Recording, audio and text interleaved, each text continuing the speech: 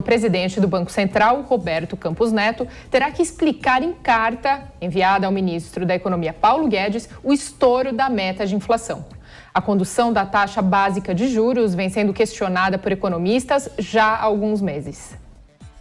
E agora, para falar sobre essa repercussão econômica aqui no nosso país e esse entrave entre o presidente do Banco Central e também o ministro da Economia, Paulo Guedes, que a nossa comentarista Bruna Torlai já está aqui conosco. Bruna, ótima tarde, muito bem-vinda, bom começo de semana para você. Gostaria que você começasse falando, provavelmente, quais serão as explicações aí de Campos Neto a Paulo Guedes. Boa tarde, Mariana, William, todos que nos acompanham. Veja, toda essa equipe econômica, ela se entende muito bem, ela é muito coesa, né? Então, provavelmente, essa carta é muito mais uma questão de transparência, né? De exigência de que esse comunicado seja feito de maneira oficial, mas é muito provável que já haja um entendimento, né, entre o Campos Neto e o Paulo Guedes, tá? Então, na verdade, a gente está num momento ruim, a economia não está num bom momento, é o pós-pandemia. Aqueles economistas que têm honestidade intelectual, pelo menos são aqueles que eu tenho seguido, têm feito comparações entre o Brasil e outros países. Proporcionalmente, a gente percebe que cada um dos países, considerado a sua estrutura, o seu histórico, também enfrenta problemas, né? E não é à toa que o Brasil, que é um país de dimensão continental, com uma população enorme, após essa estratégia do auxílio emergencial, que foi necessária, mas evidentemente que causou um desequilíbrio nas contas públicas, a gente vai pagar aí essa conta por alguns anos, tá? Então é evidente que agora, isso está muito em foco, falar agora na economia, porque a gente vai entrar em ano eleitoral, isso vai ser usado, etc. Mas a gente vai precisar de alguns anos aí para pagar a conta de guerra que foram os gastos exorbitantes ao longo da pandemia. Bruno, eu queria chamar o Paulo Pozonovi justamente sobre essa expressão que você falou, né? Desse momento de guerra que nós vivenciamos, onde os limites serão extrapolados, Paulo. Na sua avaliação, principalmente por essa postura do Paulo Guedes em cobrar, por exemplo, ao Banco Central ou a maturidade na administração da crise econômica que nós estamos vivendo no Brasil, você acredita, ou melhor, você enxerga essa maturidade ou para você o governo está perdido?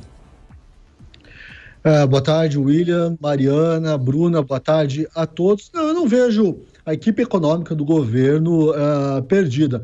Essa carta aí, até onde eu entendo, ela faz parte de uma exigência da lei. Então, é uma carta protocolar, né? Não é como se o ministro da Economia estivesse cobrando mesmo o presidente do Banco Central, exigindo dele algum tipo de explicação. Agora, o que me chama a atenção é esse questionamento em relação à condução da política monetária, a política de juros no Brasil, porque é o único remédio, né, de curto prazo que se tem para estancar aí o aumento da inflação. Não existe. O outro remédio seria o governo se propor a diminuir, né, cortar na própria carne, como se diz, mas até em véspera de ano eleitoral e com a pandemia ainda aí batendo a porta, é impossível pensar que o governo fosse cortar na própria carne. Então, eu fico me perguntando aqui, questionando o questionamento desses economistas,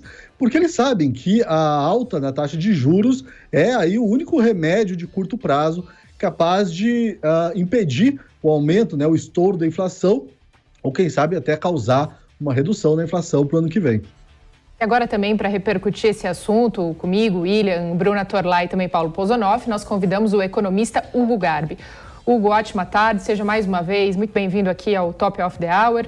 Eu gostaria que você comentasse justamente essa explicação, então, que o presidente do Banco Central vai ter que reportar ao ministro da Economia, Paulo Guedes, do primeiro, por que essa inflação está tão fora da meta, e o que mais me chama a atenção, então, é detalhar os procedimentos que a partir de 2022 deverão ser seguidos no âmbito econômico para ajustar esse rumo. Na sua experiência, quais seriam essas principais medidas que o presidente do Banco Central vai apresentar? Boa tarde, Mariana. Boa tarde, William, Bruna, o convidado nosso. Prazer, mais uma vez, estar aqui com vocês. Olha, como o nosso colega economista bem disse, a carta do Paulo Guedes para o Campos Neto, ela é meramente protocolar, é uma exigência legal. Então, acho que é importante salientar que meta de inflação é sempre uma forma de você direcionar o mercado qual é o caminho que a nossa economia está tomando. Então, de uma forma geral, é uma pacificação ao mercado. Agora, não tem como... O primeiro ponto que eu acho importante destacar é que a gente precisa lembrar que a gente vive uma economia pós-pandemia. Não só no Brasil, mas o mundo inteiro sofre com o problema de inflação. As principais economias do mundo, Estados Unidos, Alemanha, grande parte da Europa também sofre com o problema inflacionário. Então, isso não é um privilégio só do Brasil. Grande parte dos países sofrem com falta de componentes, principalmente o setor automobilístico, o setor de tecnologia sofre com falta de componentes, por exemplo, que leva a inflação a um outro patamar, um outro nível, né? Então, acho que esse é o primeiro ponto a salientar. O segundo ponto no meu ponto de vista, a condução da política monetária do Brasil, ela tem sido muito bem feita. De uma forma geral, a gente, e principalmente as reuniões do Copom, do Comitê de Política Monetária, têm sido muito acertadas. A taxa de juros, ela é sim uma política importante para a redução da inflação, não, de uma forma geral no mundo. A outra alternativa talvez seria aumentar um pouco o compulsório bancário, você acaba reduzindo o crédito. No meu ponto de vista, seria uma medida errada do governo restringir crédito num momento tão difícil como esse. Então, sobra só o aumento gradual da taxa de juros. Então, é um remédio amargo, é um remédio complicado, difícil, que o mundo inteiro tem de passar e a população e o país acaba sofrendo por conta disso, mas em termos de cenário econômico, para 2022, a gente tem uma curva de juros do meio do ano para frente já em declínio. Então, alguns economistas projetam que a taxa de juros pode chegar até 11,25, um pouco mais, um pouco menos, meados de 2022, a partir do momento que você tem uma inflexão ou uma retomada da economia, de forma geral, essa taxa de juros ela tende ao decréscimo. Então, eu acho que, de uma forma geral, é um momento econômico que nós vivemos, não só no Brasil, mas no mundo. Mas, de novo, eu friso que eu não vejo nenhuma crítica pertinente ao Ministério da Economia nem ao Campos Neto. Muito menos que existe um conflito entre o ministro da Economia, Paulo Guedes, e Campos Neto. Ele está cumprindo meramente uma exigência legal. Nesse período agora, você falou em 2022, a gente está falando de um ano eleitoral, a pasta da economia realmente ela vai sofrer muitos ataques. É claro que a oposição vai aproveitar essa fragilidade que foi provocada justamente por uma coisa sem precedentes, que foi a guerra contra o vírus. A pergunta que eu faço é o seguinte: com a elevação do taxa de juros, é possível a gente acreditar que o Brasil vai continuar a crescer em 2022? Como isso vai interferir no crescimento brasileiro em função justamente de toda essa dificuldade do aumento da taxa de juros? Veja, William, a taxa de juros ela é ruim para qualquer economia que queira se desenvolver, né? Então, quando você investe em infraestrutura, o ponto principal da decisão, a decisão principal de um empresário para abrir um negócio e gerar renda, gerar emprego, é a taxa de juros. Ou seja, se o empresário tem o dinheiro disponível e ele quer abrir um negócio, esse negócio ele precisa ser mais rentável minimamente do que o dinheiro que ele tem no banco. Então, é por isso que a taxa de juros, grande parte das vezes, ela é ruim para o desenvolvimento e para o crescimento da economia, né? Mas a gente tem que separar, e de novo, né, eu tenho falado nas minhas redes, e principalmente com os meus alunos, em termos acadêmicos, honestidade intelectual. Isso é o mais importante nesse momento, separar a política da economia.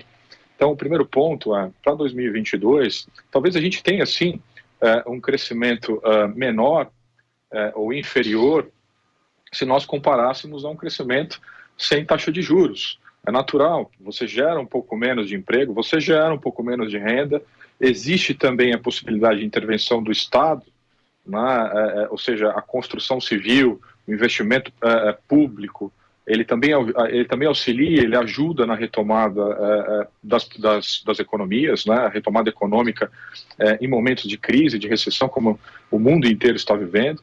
Mas eu acho que o ponto principal para 2022, você citou um cenário político e um cenário econômico conturbado, né? A tempestade perfeita para 2022, e eu tenho convicção que isso vai acontecer, é separar essa variável chamada pandemia.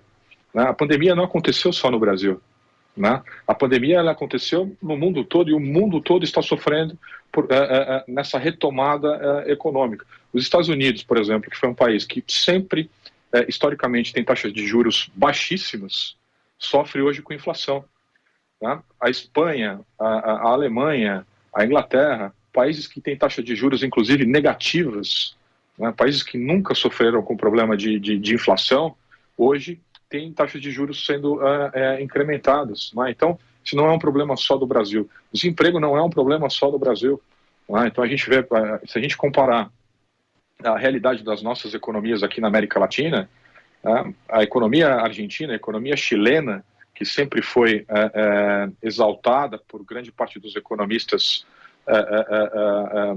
de centro-esquerda, né? A economia do Chile, primeiro, ela tem uma população menor que alguns bairros de São Paulo, né? Então isso é importante destacar.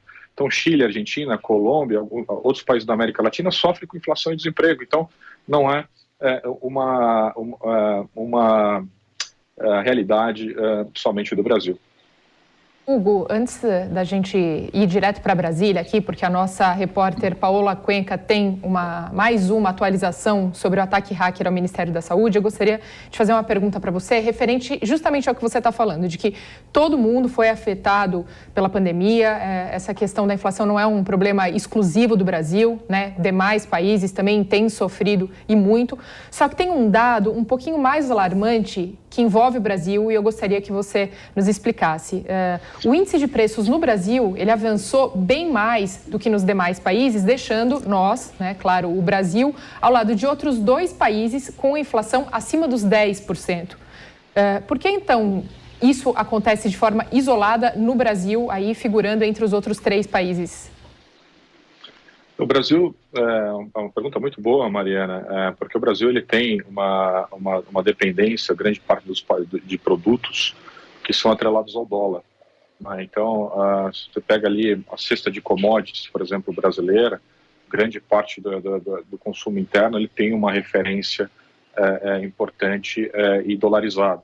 Se a gente for pegar o real versus o dólar, foi a moeda que mais se depreciou nos últimos meses ou anos frente ao dólar, se não a moeda de países emergentes mais depreciada, né? Então isso tem sim um impacto em termos reais na inflação. Acho que e é uma variável exógena, né? Uma variável muito difícil de se controlar, né? Quando a gente analisa as ferramentas que a ciência econômica prevê para você diminuir pressões de moedas estrangeiras, principalmente o dólar, que é uma moeda forte, você tem algumas ferramentas, fazer leilão de câmbio, né, injetar dólar na economia, tem algumas ferramentas que são previsíveis na literatura econômica.